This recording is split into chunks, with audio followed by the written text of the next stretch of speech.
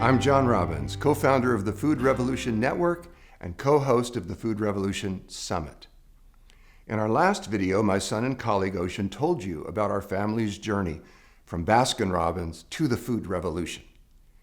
If you haven't watched it already, I urge you to do so because this is not only a pretty interesting story, but it will help you get the most out of the Food Revolution Summit. Now, in this video, I'm going to talk to you about why we need a food revolution, and I'm going to tell you what gives me hope. And I realize that even talking about hope today can sound naive. We're living in perilous and deeply uncertain times. In the U.S., the public's trust in its government is at an all-time low. When John F. Kennedy was president, what percentage of the American public do you think said they trusted the federal government to look out for their welfare? It was 80%. Today, that percentage has dropped to below 15%. Can you imagine what it was like to live in a time when the vast majority of people trusted the federal government to function on their behalf? Well, we aren't there anymore. Here are some things that a recent poll found are more popular than Congress in the U.S. Hemorrhoids, traffic jams, cockroaches, root canals, colonoscopies, and herpes. Even herpes. The Congress couldn't even beat herpes in the polls. The overwhelming majority of Americans are disgusted and fed up with the system as it is. And this isn't just true in the U.S. All over the world, frustration with government policies and anger at the status quo seems to be building. It's as though the words status quo were Latin for utterly and irredeemably screwed up. Can you count on the government to safeguard your health and well-being? I think you know the answer to that. But what does this mean for your life? I think it means that now, as never before, you must take charge of your own health, of the food you eat, and of the life you live. In the 1960s, when 80% of Americans trusted their government to work in their best interest, what percentage of America's kids do you think had a chronic health condition? 2%. What percent do you think it is today? Over 25% of our children today have chronic health problems. This is just so wrong, and it so needs to be made right. We have higher rates of obesity, diabetes, and chronic illness than any other population that has ever lived on this planet. And we do so even though we spend far more money on healthcare than any other nation in the history of the world. Do you see why you have to take charge of your health and your food? How many of our established political leaders have been willing to stand up to the aggregate power of the junk food conglomerates, corporate agribusiness, the agrochemical polluters, the insurance companies, and the pharmaceutical industry? The result is painful. We're swimming in a toxic soup of 90,000 basically unregulated industrial and agricultural chemicals. We're worn down by a diet of corporate junk food and the incessant barrage of advertising. And it's not just our physical health that's suffering. So is our mental health. People in the U.S. are only 4% of the world's population, but we take more than half of the world's antidepressant drugs. Far too many of us are in anguish and despair. Suicide rates in the U.S. for white middle-aged women jumped by 80% in the last 15 years. Among girls 10 to 14, the suicide rate tripled. What does this have to do with the food you eat? A lot more than most people realize. The worse our diets, the more our bodies and minds suffer from nutrition-induced stress. The average American consumes nearly 2 tons of sugar during their lifetime. That's equal to the amount of sugar in nearly 2 million Skittles. Now, we know that eating too much sugar dramatically raises your risk of heart disease and cancer and diabetes and dementia and obesity. What do you think it does to your mental equilibrium? And speaking of Skittles, did you know that earlier this year, a massive truckload of Skittles spilled on a highway in Wisconsin? The Skittles, which were not wrapped or packaged in any way, were on their way to a feedlot to be used as cattle feed. Is this insane? We're feeding candy to cattle.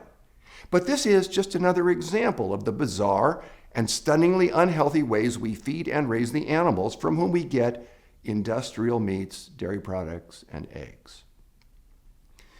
The worse our diets get, the fatter and the sicker and the more unhappy we get. More than 2/3 of us are now overweight or obese. What is the U.S. government doing about it? Here's an example. In the United States, we've got a Department of Agriculture that's encouraging us all to eat more fruits and vegetables. That's good. But the very same Department of Agriculture is spending tens of billions of dollars every year subsidizing the production of genetically engineered corn and soy, which ultimately brings down the price of factory-farmed animal products and highly processed foods. What sense does it make for us as taxpayers to be heavily subsidizing crops that every health authority is telling us we should be eating less of? What sense does it make for us to be doing almost nothing to subsidize the fruits and the vegetables we're supposed to be eating more of? If there is a responsibility to spend the public's money in a way that's consistent with the public's health, shouldn't taxpayers be subsidizing the foods that are better for us? We need a food revolution because today, almost 2/3 of the calories in the American diet come from ultra-processed foods. Because almost all of these highly processed foods contain unlabeled, genetically engineered ingredients. Because we spray the fields growing our food with poisons. And because our current food system enriches drug companies, agrochemical polluters, and junk food companies at the expense of farmers, rural communities, and taxpayers. Today in the United States, we're spending 18% of our entire gross domestic product on what we call healthcare. But really, should it be called healthcare? Wouldn't it be more accurate to call it disease management? Most of today's doctors are largely untrained in nutrition. Their medical training is focused on managing disease symptoms with drugs and surgery. And meanwhile, our diets are getting worse and worse, and our population is getting sicker and sicker. We need a food revolution because our food is making us fat and sick and bankrupting us. It's time to live like your health depends on it. Whenever we eat, we make a choice. Whenever we choose a food, we either improve the world or we make it less. We either sustain the conditions that are conducive to life or we worsen and harm them. It's an act of courage and love to prepare healthy food for ourselves and for others and to speak out and educate people. We need a food revolution for so many, many, many reasons.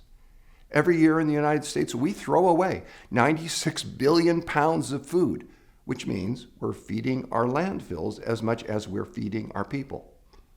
Why is all this food being thrown away and not being given to those who need it? Why are we wasting so much food and not making sure that every one of us has enough to eat? We need a food revolution because Western food is taking over the world. Traditional cultural cuisines are enriched, even defined by their use of herbs and spices. Have you ever enjoyed Indian food with its curries, turmeric, cardamom, and coriander? Or Mexican food with its chilies, cumin, garlic, and oregano? Have you ever appreciated Italian food with its parsley and sage, basil and thyme? Or French food with marjoram, tarragon, and savory? In every traditional culture's cuisine, herbs and spices add fascination and intrigue to the flavors of foods, and they also define the culture, and they have considerable health benefits. But with industrial and processed food, with what has come to be known worldwide as American food, instead of herbs and spices, our mega food companies have added huge amounts of sugar, fat, and salt, as well as chemical flavorings and colorings and preservatives. These overpower our senses, and they mask the lack of flavor of industrialized food. Rather than supporting health, they lead to heart disease, dementia, obesity, diabetes, and all the other Western diseases that plague us today, and that we are exporting worldwide along with our foods. We need a food revolution because the richness of our relationship to food has been hijacked by the corporate manipulation of our taste buds. People say, I want to eat what I like. That's my right. That's my freedom. True. But what if what people like has been determined by the food industry? What if mega food corporations have sought control over our taste buds? And what if, to a remarkable extent, they have achieved that control? Do you think people naturally like what will make them sick and fat? People want to feel healthy and vibrant, but the industrialized food industry has added so much salt, so much sugar, so much fat, and so many chemicals to the foods they sell us that they've gotten most of us hooked. The big food companies actually employ what they call craveability experts, whose job it is to formulate food products that are explicitly designed to produce cravings. The result is that many of us today feel deprived if we aren't eating foods that undermine our health. We need to take back our taste buds. We need to take back our mouths and our tongues. I want us to experience eating not as an exercise in addiction and not as a form of obeisance to the food industry, but as an act of self-care, a connection with the people we love, and respect for the living earth. I want us to experience eating as a way of celebrating what truly sustains us, a way of affirming the values and the pleasures and the joys we hold most dear. If we're going to, together, make the changes that are needed in our lifetime, we need to know the facts and we need to put them into action. And that's why I'm so grateful and excited that you've chosen to join in the Food Revolution Summit, because we can make a change and because what we do, what you do, matters. At the beginning of this video, I promised I'd tell you why I think we need a food revolution. I also promised that I'd tell you what gives me hope even in these profoundly troubling times. It gives me hope that the norms of a toxic food culture are losing their appeal, and people are increasingly hungry for change. We've seen in the last 15 years a fourfold increase in sales of organic foods, with organic food becoming a $43 billion industry in the U.S. alone. We now have polls in the United States showing that more than 90% of the American public thinks that animals raised for food on farms deserve to be free from cruelty. Gestational crates for mother pigs have been banned in 9 U.S. states and throughout the entire European Union. And it gives me hope that the number of people who want to ban junk food marketing that targets kids has quadrupled in the last 8 years. We've got a long way to go, but we're seeing progress in many ways. It gives me hope that the Campbell Soup Company has announced that it will voluntarily label all of its products that contain GMOs, and there will be no price increase. It gives me hope that non-GMO certified foods have gone from being non-existent to a $13 billion industry in the last 5 years, and that the number of farmers markets and community-supported agriculture programs have increased tenfold in the last 15 years. Many countries, including Denmark, France, Mexico, Hungary, Iceland, Norway, and South Africa, have adopted taxes on sugar-sweetened beverages. The idea behind these taxes is that they will both reduce consumption of these unhealthy beverages and provide a funding source for public health measures to fight obesity and chronic disease. Many U.S. cities, including Philadelphia, San Francisco, Oakland, Boulder, and Chicago, have done likewise. It gives me hope that there's a food movement growing and building. It's building in political power and it's building in economic power. And this is showing up often in everyday, very simple choices. Where people shop and what they choose to buy when they shop and what they choose to feed their families. It's a whole lot of little drops in the bucket, but when you add it up, it can actually become a whole lot more than a bucket. It can start to become the tide of history turning. That's why what really gives me hope is you. And the millions of people like you who care deeply, who care enough to open their eyes and see what's really happening, who see that while we can rarely look to the government to watch out for our best interests, we can look to each other. We can educate ourselves. We can take charge of our health and of what we eat. We can use the perils and uncertainty of our times as a catalyst to awaken to our power to say no to what harms us and to say yes to what truly nourishes us. I'm given hope by each and every person who acquires a passion to find the true meaning of living a healthy life and who wants to spread this truth and this knowledge to help those who have been kept in the dark. What gives me hope is everyone who's getting informed and standing up for a healthier food future. When you do, you are literally standing for the hope of our world. If you're someone who's choosing to step forward and to take leadership, I want to congratulate you and I want to thank you and I want to support you. And I also want to invite you to spread the word about this summit so that your friends and loved ones can join in too. If everyone watching this video told just 5 friends about the Food Revolution Summit, we could multiply our impact exponentially. Just tell them to go to foodrevolutionsummit.org to sign up, and they'll get the entire summit for free.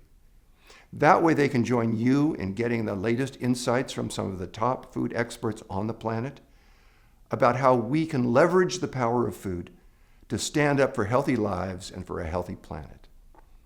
I look forward to working with you for a real food revolution.